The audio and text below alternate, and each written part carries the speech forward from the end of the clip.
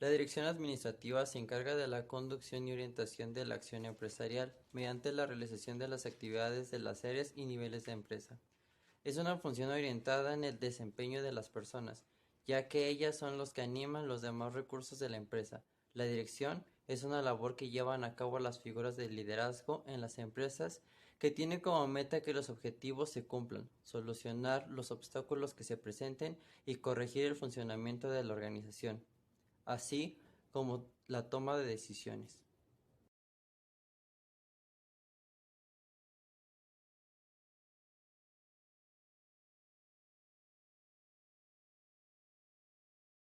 Para empezar, es importante destacar que para una organización el poder dirigirla es esencial lo que es identificar el estilo de dirección que aplicar en función a su tipo de trabajo y de los pertenecientes de la misma, a base de sus objetivos y de acuerdo al clima organizacional que ésta se base.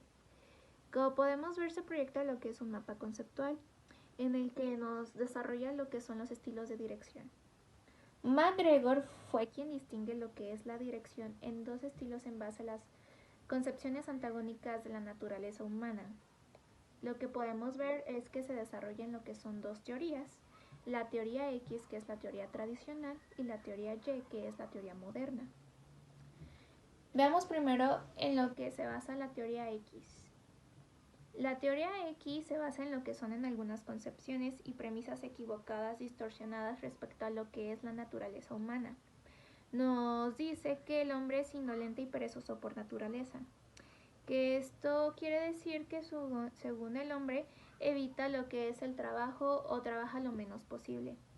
De igual manera dice que al hombre le falta ambición, no le gusta lo que es asumir sus responsabilidades y prefiere ser dirigido y sentirse seguro. Igual, fundamentalmente el hombre es egocéntrico y sus objetivos individuales se oponen a los objetivos de la empresa.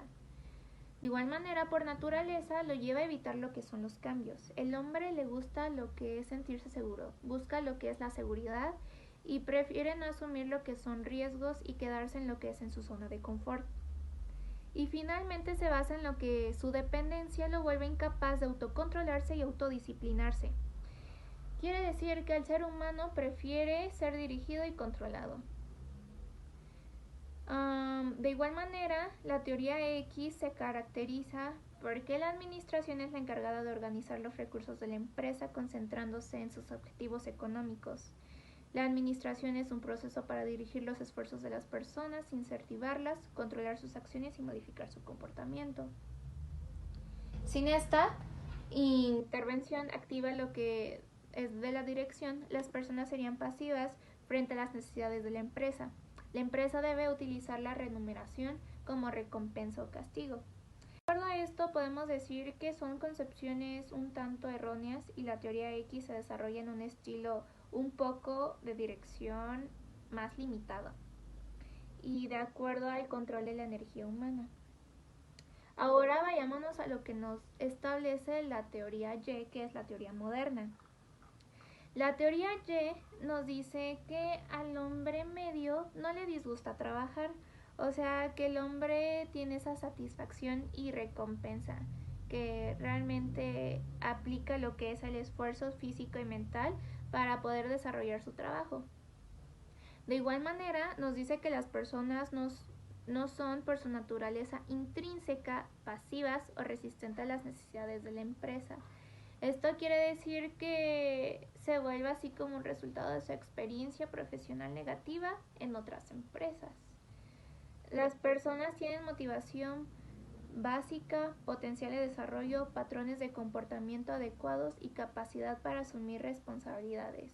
Esto quiere decir que el hombre debe de ejercer la voluntad propia, el autocontrol para poder alcanzar lo que son los objetivos de la empresa. De igual manera nos dice que el hombre medio aprende en ciertas condiciones y a aceptar y a buscar responsabilidades. Y finalmente nos dice que la capacidad de imaginación y de creatividad en la solución de problemas empresariales está distribuida entre las personas. En esta parte realmente hay mayor flexibilidad, es más abierta, es más dinámica. Y ahora vayámonos con lo que son las características.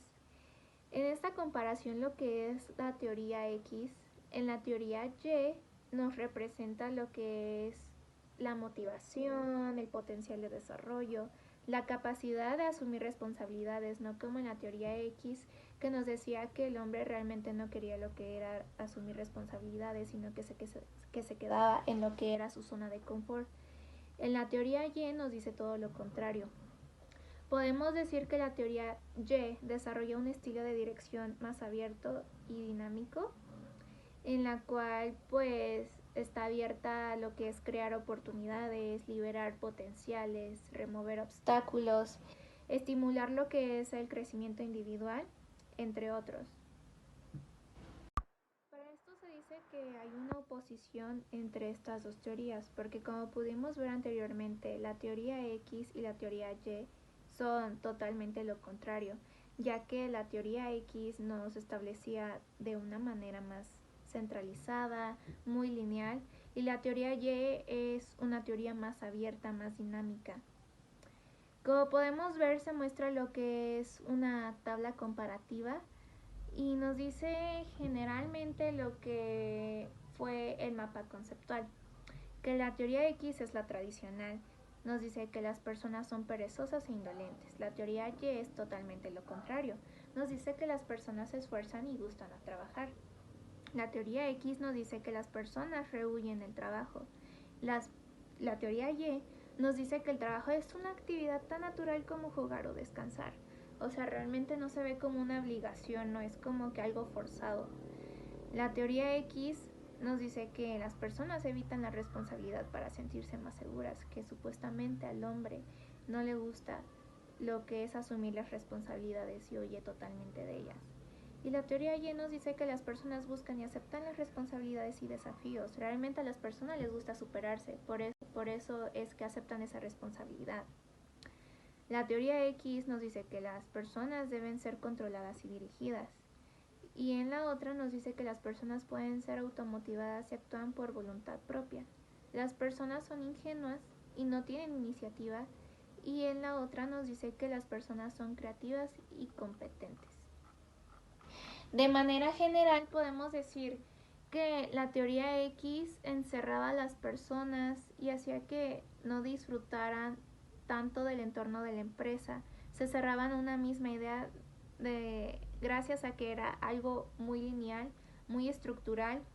Y la teoría ya adopta otras medidas más innovadoras, más humanas, en la cual las mismas personas pueden descentralizarse de las decisiones y de todas esas responsabilidades, que realmente no lo vean como una obligación, que realmente disfruten lo que les gusta hacer, que se encuentren en un ambiente que a ellos les gusta, en las cuales puedan desarrollar sus tareas con mayor libertad y asuman los desafíos y las consecuencias de alguna manera como una satisfacción y una autorrealización. La gerencia. ¿Cómo podemos definir lo que es la gerencia? La gerencia la podemos conceptualizar como la que se encarga de dirigir, gestionar y coordinar lo que es una organización. En otras palabras, podemos decir que es el sinónimo de administración. Aquí nos dice en la diapositiva que el gerente ejecutivo que trabaja en el nivel intermedio de las empresas es el que está subordinado a otros ejecutivos del nivel institucional, o sea, los directores. Y es el que dirige a otros ejecutivos del nivel operacional, o sea, los supervisores. Dentro de este nivel intermedio es importante que se desarrollen lo que son tres conceptos, que es la motivación, el liderazgo y la comunicación. Estos tres conceptos son la clave para que una organización logre lo que es la eficiencia y la eficacia, gracias a las personas. La motivación humana. ¿Qué quiere decir la motivación? El tener motivación es tener un motivo y ponerlo en acción. Por lo tanto, podemos decir que la motivación humana es aquel impulso que lleva a las personas a actuar de cierta manera debido a las influencias de estímulos internos y externos. Siempre hay una finalidad. Para comprender más a fondo, existen lo que son las tres premisas que nos explican la naturaleza de la conducta humana. En número 1 tenemos lo que es el comportamiento humano tiene causas. Siempre existe una casualidad. ya sea que se origine por estímulos internos o externos. En número 2 está lo que es el comportamiento humano. Es motivado. Siempre existe una finalidad. El comportamiento humano no es casual ni aleatorio. Siempre está dirigido hacia algún objetivo. Siempre hay un fin. En número 3 está lo que es el comportamiento humano está orientado hacia objetivos personales. Esto quiere decir que todo comportamiento existe un impulso, un deseo, pero siempre es un objetivo personal. De igual manera, para tener una mayor comprensión del comportamiento humano, este se puede explicar mediante un ciclo de la motivación, en el cual, como podemos observar en la siguiente diapositiva, nos presentan lo que es un esquema de las etapas del ciclo de la motivación, en el cual inicia con que siempre debe existir un estado de equilibrio interno de la persona, el cual es alterado por un estímulo interno o incentivo, que es externo, el cual nos hace que produzca una necesidad. La necesidad provoca un estado de tensión que lleva a un comportamiento o acción que conduce a la satisfacción de aquella necesidad. Si ésta está satisfecha, el organismo humano retorna a lo que es el equilibrio interno, o sea, desde el inicio. Pero no muchas veces siempre se satisface esta necesidad. La mayoría puede ser que esta tensión provocada por el surgimiento de la necesidad encuentre una barrera o un obstáculo para su liberación. Al no encontrar esta salida, la tensión represada en el organismo busca como un mecanismo indirecto de salida, ya sea a través de lo social o de la fisiología, etc. Maslow fue quien desarrolló la teoría de la motivación a través de una jerarquización donde afirma que las necesidades humanas forman como una especie de pirámide. Como podemos observar, en nuestra diapositiva nos encontramos con una pirámide en donde se divide lo que son las necesidades primarias y las necesidades secundarias. En las necesidades primarias se encuentran lo que son las necesidades fisiológicas, por ejemplo, lo que son el hambre, el cansancio, el sueño, el deseo sexual. Todas estas necesidades tienen que ver con la supervivencia de la persona y de la especie. De igual manera, se sigue con las necesidades de seguridad.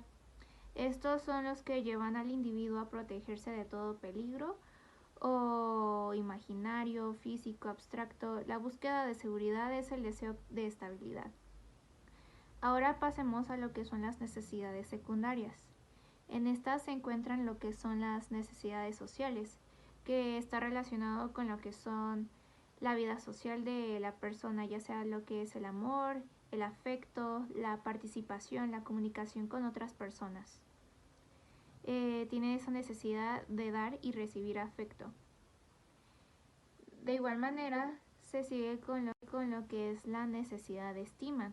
Esta está relacionada con lo que es la autoestima, la autoevaluación, el cual es la satisfacción de las necesidades de cumplir con sus propios sentimientos, de confianza en sí, amor propio. Y por último se encuentran lo que son las necesidades de autorrealización. Estas están relacionadas con lo que es el deseo de cumplir la tendencia de cada individuo de acuerdo a su potencial. O sea, la persona necesita lograr su realización. Es esa tendencia de deseo de poder ser mejor cada día, de progresar, de superarse. Posteriormente nos encontramos con la teoría de Hesberg, en el cual su teoría está desarrollada en los factores higiénicos y factores de motivación, el cual busca en ella explicar lo que es el comportamiento laboral de los individuos. Como en esta se dividen lo que son los los factores motivacionales, que son los de satisfacción, y los factores higiénicos, que son los factores de insatisfacción. ¿En qué consiste lo que son los factores motivacionales? Los factores motivacionales o de satisfacción son los que están relacionados con el individuo, que están bajo su control. O sea, estos factores son los que abarcan lo que es el trabajo en sí, la realización personal, el reconocimiento, el progreso profesional, la responsabilidad. Todas estas tareas son las que son encargadas por el individuo. Por otra parte, nos encontramos con lo que son los factores higiénicos o los factores de insatisfacción. Estos se refieren a las condiciones en las cuales el individuo desempeña su trabajo. O sea, estos factores no están bajo el control de la persona. Estos más que nada son los que son administrados por la misma organización, en las cuales sus principales factores son como las condiciones de trabajo, la administración de la empresa, el salario, las relaciones con el supervisor, los beneficios y servicios sociales. Es el cual el individuo experimenta las condiciones físicas del trabajo, su política de la empresa, experimenta lo que es el clima de las relaciones entre la dirección y el individuo. Es el cómo se siente el individuo en la empresa.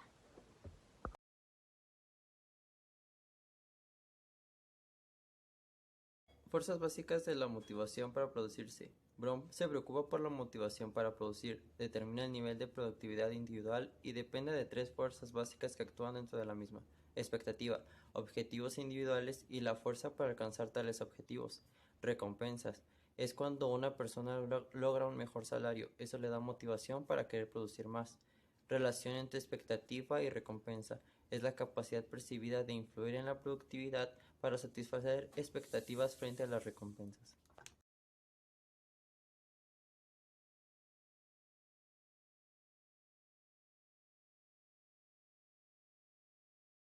Valencias. Según Lewin, una valencia positiva indica el inicio de alcanzar determinado resultado final, mientras que una valencia negativa implica el deseo de evitar determinado resultado final. La valencia de los resultados intermedios está dada en función de la relación percibida con los resultados finales deseados.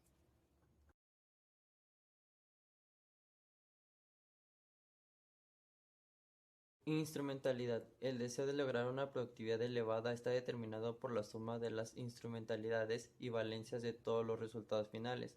La motivación y el esfuerzo motivado para satisfacerla conducen a las personas a percibir que sus acciones podrán modificar su nivel de desempeño para conseguir sus objetivos finales.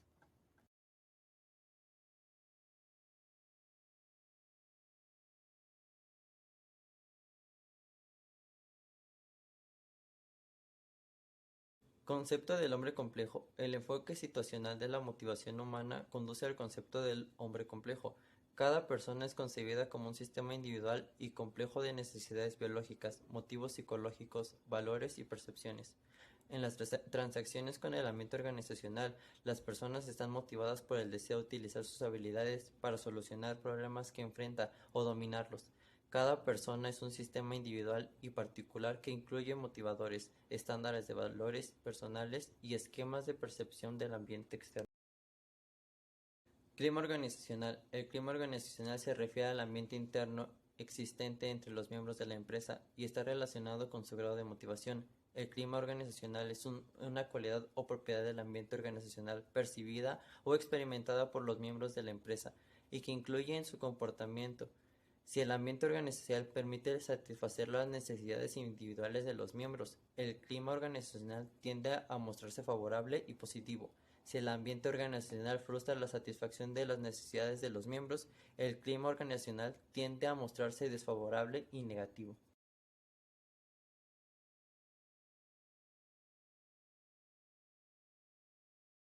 Liderazgo. El liderazgo es la influencia interpersonal ejercida en determinada situación para la consecución de los objetivos. La influencia se puede llevar de diversas formas. Está la forma de coacción, que es donde la fuerza se ejerce en el mando; por presión, que usualmente es relacionada a amenaza; por persuasión, que es en donde ocurre un cambio de ideas; está la de sugestión, que es donde una persona sugiera lo que debe de hacer; y la emulación, que es la imitación. El liderazgo se puede tomar en dos dimensiones. La primera es la capacidad para motivar. Es donde el líder es capaz de motivar a sus subordinados. El liderazgo también está como la tendencia de los subordinados a seguir. El liderazgo se puede tomar como una cualidad personal cuando una persona tiene las características para ser un líder. Y el liderazgo se toma también como función, que es la distribución de la autoridad en una organización. Gracias a esto, el enfoque del liderazgo. En los tipos de estilos de liderazgo tenemos 3. El primero es el autoritario, que es duro e impositivo. En este, el líder tiene una presencia dura, en donde el líder lleva todas las decisiones y sus subordinados lo siguen. El liberal.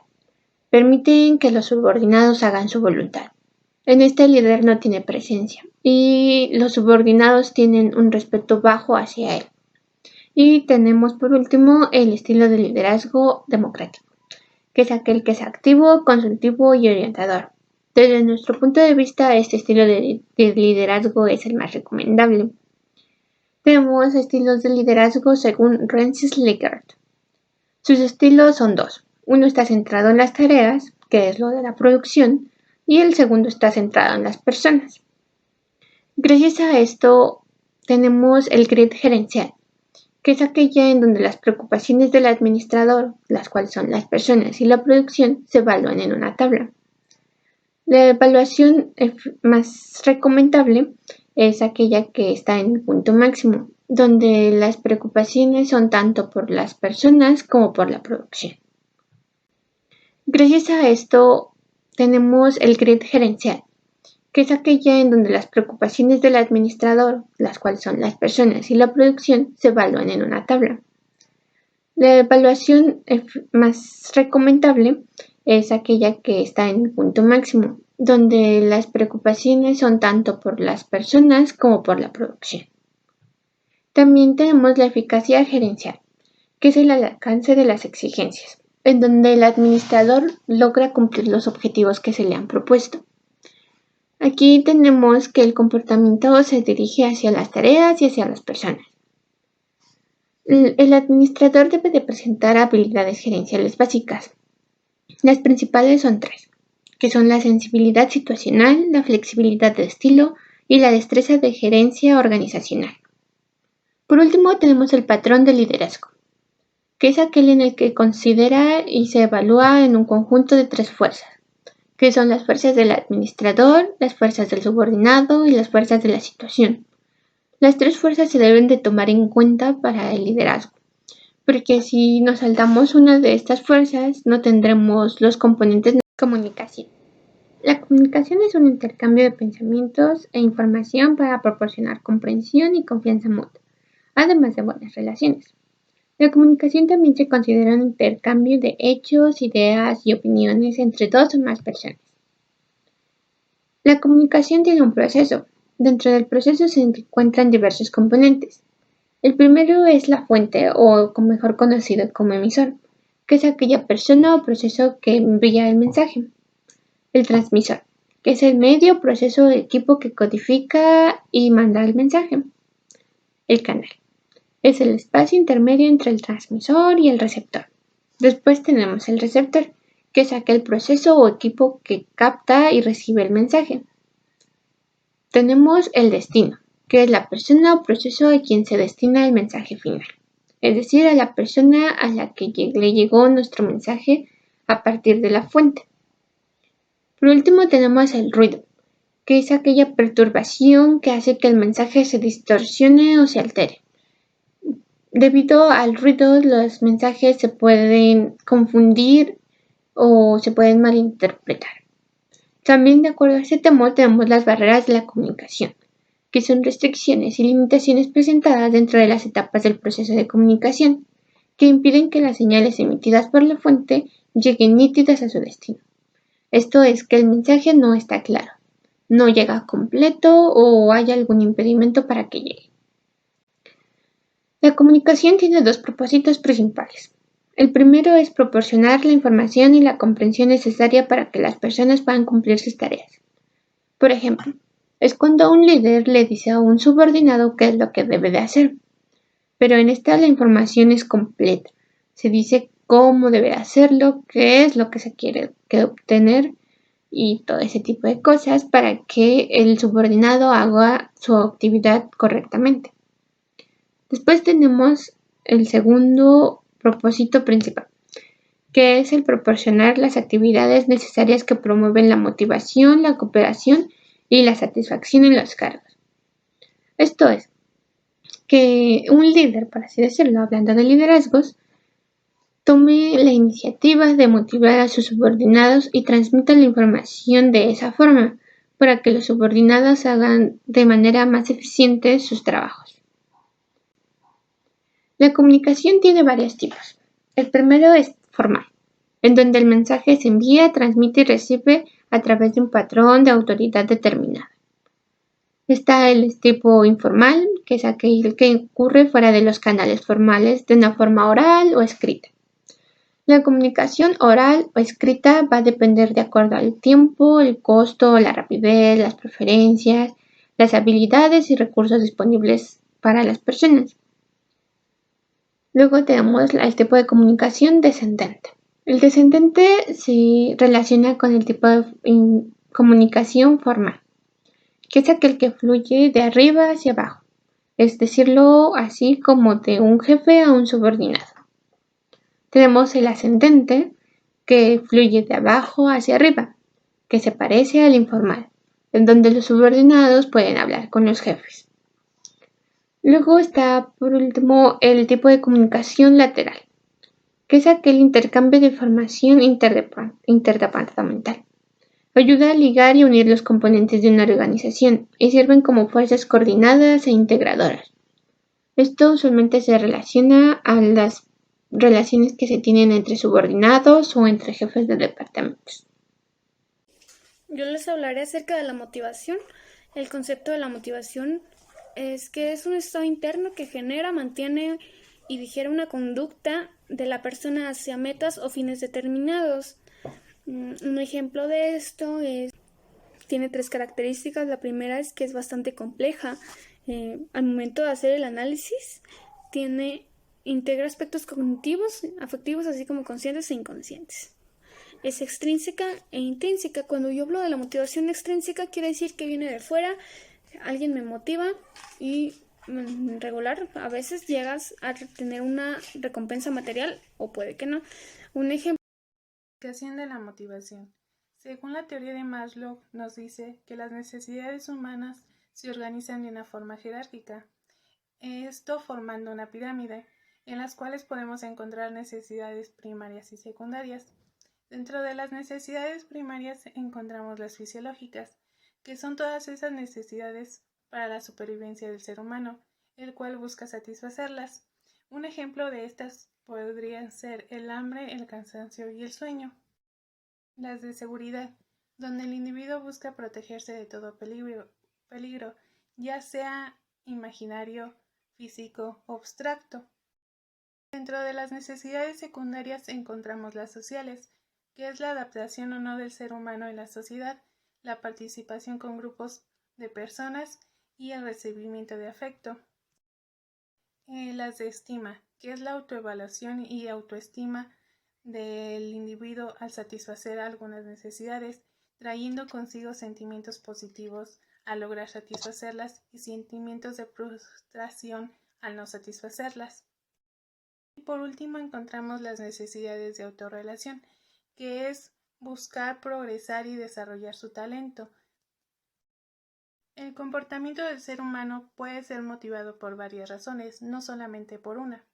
Lo que causa a los trabajadores en la motivación es que ellos buscan el reconocimiento de la empresa o de la organización al mejorar su actitud y ver que la empresa los reconoce, al ver que están dando los resultados que ellos buscan y al mismo tiempo están buscando establecer buenas relaciones dentro de la empresa.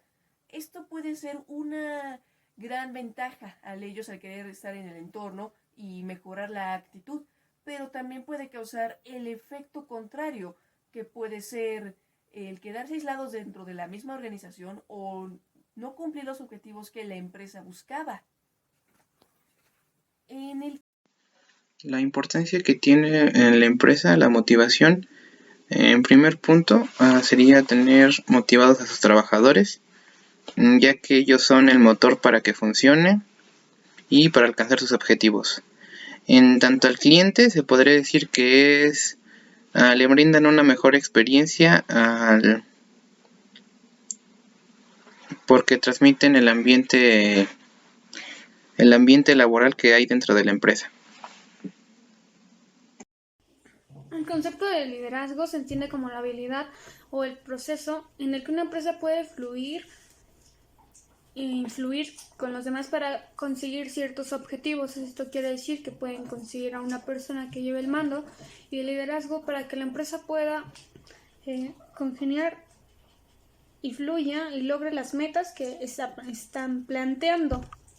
Tiene tres características. La primera es que debe tener una buena comunicación. Al tener una comunicación estratégica, prácticamente el entorno de trabajo será una manera adecuada para poder culminar con sus metas. La segunda se desarrolla empatía. Es la combinación de la empatía con la comunicación, que son características que debe tener un líder para poder tener un equipo productivo. La tercera es que asume riesgos. Esto quiere decir que el líder sabe que puede tener tanto ganancias como pérdidas. De esta manera está asumiendo los riesgos que puede tener como pérdidas de ganancias de la empresa. Educación de liderazgo. Autocrático. Los líderes suelen ser duros e impulsivos. Ellos asignan las actividades y a las personas que deberán de desarrollar estas actividades. Generan un mal ambiente de trabajo, ya que no hay comunicación con sus integrantes del grupo. Las decisiones por lo regular suele tomarlas él solo, sin tomar la participación de los demás integrantes. Liberal. El líder está ausente, casi no tiene participación. Las decisiones, las actividades y las personas designadas para las actividades son elegidas por el mismo grupo. El líder no evalúa las actividades, al menos de que sea necesario y que las requiera alguien más. Liderazgo democrático. Los líderes suelen estar activos y ser orientadores. Toman las decisiones con ayuda de la participación de los demás integrantes del grupo. Existe un buen ambiente de trabajo, ya que hay una buena comunicación entre todos. Las actividades que se desarrollan son elegidas por los participantes, al igual que el compañero con el que trabajarán. Usan técnicas para alcanzar los objetivos que tenga la empresa. Del liderazgo, se enfoca principalmente en el líder del equipo o del área, quien trata de guiar y motivar a los empleados a que cooperen, pero también trata de mantener informados a sus superiores de que el trabajo se está cumpliendo y están respondiendo de forma adecuada a los objetivos que quiere cumplir la empresa. El tener unos buenos líderes en tu empresa es muy importante, ya que son la clave de unos buenos resultados y de que tus departamentos trabajen correctamente. El impacto del usuario es de que al ver que tu empresa trabaja bien, su experiencia como comprador o consumidor puede ser muy buena y sin fallas. En el concepto de la comunicación habla de que es un proceso que establece y desarrolla los contactos entre personas generando las necesidades de las actividades conjuntas para tener un intercambio fluido de información, desarrollo de una estrategia, interacción única como la percepción y la comprensión del socio. Esto quiere decir que es una manera de saber llevar a cabo lo que se te está planteando teniendo un emisor, como pues generando una necesidad para poder comunicarme con otra persona y tener un intercambio de información. Un ejemplo, la Secretaría de Salud Pública emitió un comunicado en mi empresa diciendo que no se pueden presentar tantas personas por lo del COVID. Para esto yo tengo que saber hacerlo saber a mi empresa cómo lo voy a comunicar, ya que me lo comunicaron a mí, cómo lo voy a comunicar, porque puede que yo lo haya malinterpretado o lo haya interpretado de otra manera. Cada persona lo interpreta diferente. Ese es un ejemplo. Tienen 3 características. Deben ser de personas y departamentos del mismo nivel jerárquico. También la comunicación, la segunda es que la comunicación es abierta entre miembros es más abierta entre miembros de la misma área, porque no a cualquiera le tienes confianza, ¿no? Por así decirlo. Y facilita cambios departamentales, así como facilita la coordinación.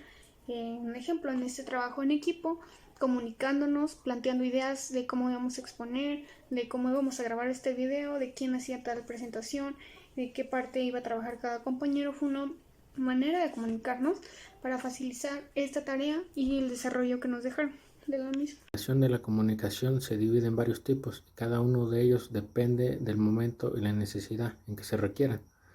Para iniciar tenemos la comunicación formal, la cual se desarrolla dentro de un ambiente de respeto y cordialidad y depende directamente de la jerarquía en que se desarrolla.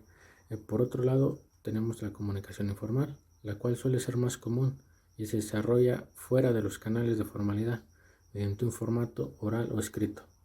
Además, dentro de esta clasificación se encuentra la comunicación oral, la cual se da a través del habla y suele tener mayor intimidad e interacción entre las personas, ya que hay un contacto físico de por medio, al contrario de la comunicación escrita, en la cual no la hay. Sin embargo, hay mayor exactitud y precisión por parte de ella.